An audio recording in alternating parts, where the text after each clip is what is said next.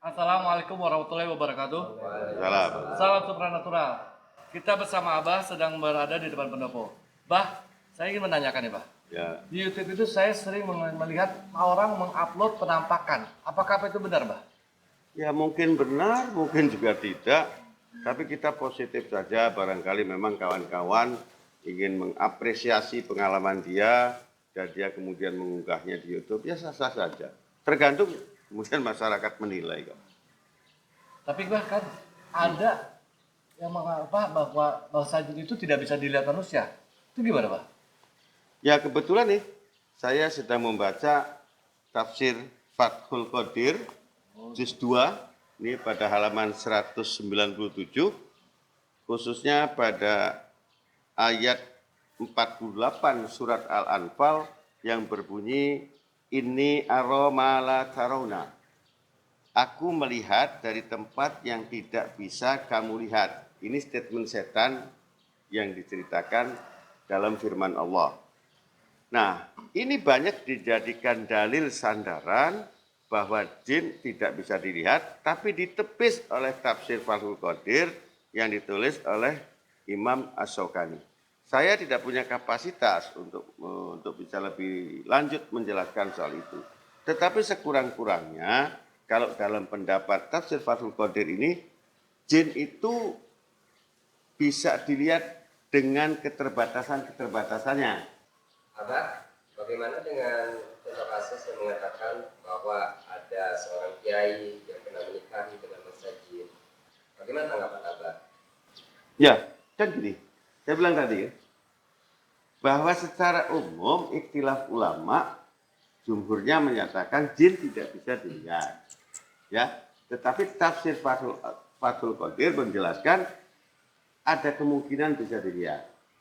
Nah, saya kemudian ingat pada sebuah hadis yang dikeluarkan oleh Ibnu Jabir radhiyallahu an, Rasulullah pernah menceritakan bahwa beliau melihat sosok makhluk yang kecil, lalu Rasulullah bertanya, "Siapa kamu?"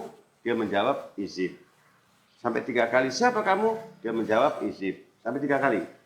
Nah, artinya kemudian banyak di kalangan ulama mengartikan kalau penampakan itu bukan wujud asli dari jin. Dan penampakannya itu kemudian disebut izib. Kayak gitu. Jadi bukan wujud asli kan? Itu merupakan perwujudan dari kemauan dia sendiri menyerupai seperti apa. Barangkali untuk lebih jelasnya, saya dengan kawan-kawan tim hati-hati pada periode pertama dulu tahun 2004, saya pernah membuat dokumentasi itu.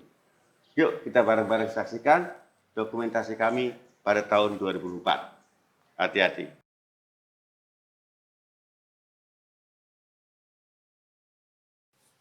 Peristiwa ini terjadi pada awal tahun 2004 di Desa Rawakalong, Gunung Sindur, Bogor.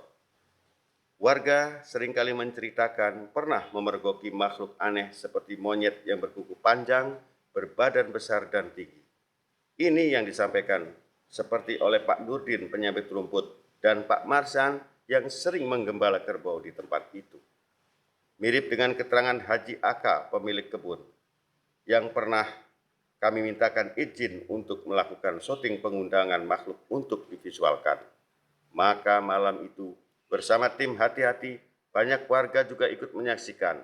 Dan inilah dokumentasinya.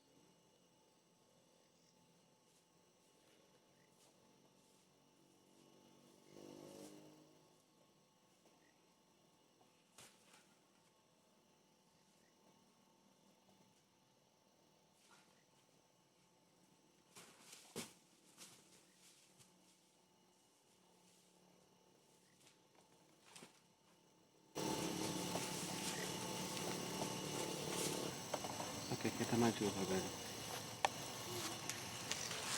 Oke.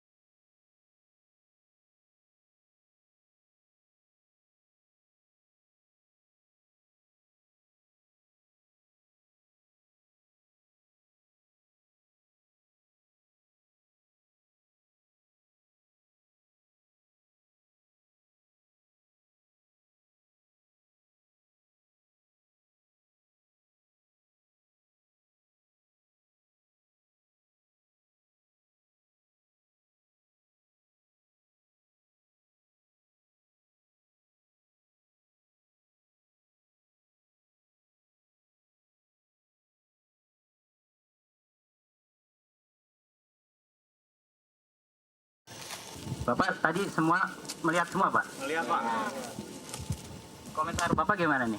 ya serem sekali gitu. Takut nggak, Pak? Ya takut sekali. Gitu. Kalau Bapak? Sama Pak, saya juga. Ada yang tidak melihat nggak? Ada nih Pak Haji yang lihat Pak Haji. Pak Haji tidak melihat, Pak Haji? Pak Haji tidur kali tadi?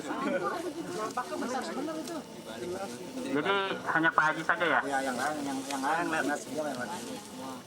Jadi sekarang benar-benar yakin ya bahwa dunia gaib itu ada ya. Dan tim hati-hati berhasil telah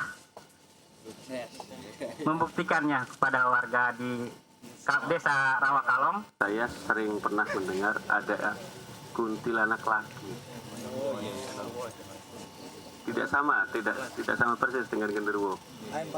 Lain. Kuntilanak laki biasanya kalau misalkan ada orang yang bercerita jorok atau apa, dia suka langsung tidak setuju. Ini saya kaitkan dengan keterangan cerita Pak Haji Aka, ya. Pada siang itu Pak ya, ada 2 orang pengendara motor yang pernah Berhayal. iseng ngomong jorok, itu tiba-tiba dia dilempar oleh ular Pak ya. Itu memang watak kuntilanak laki, dan sama sekali dengan usaha kita tadi itu sama sekali tidak membahayakan untuk warga sekitar. Insya Allah tidak. Bagaimanapun juga bahwa manusia itu lebih mulia dari bangsa jin. Saya kira itu keterangannya. Ada yang mau nanya lagi Pak? Cukup? Tadi saya nanya Pak, tanya togel, terus dia bilang orang gua juga nggak pernah dapet. Gitu Pak ya. Iya, jadi terima kasih atas bantuan Bapak-bapak dan Ibu-ibu sekalian. Mudah-mudahan ini semua bermanfaat untuk kita semua. Amin. Terima kasih Pak ya.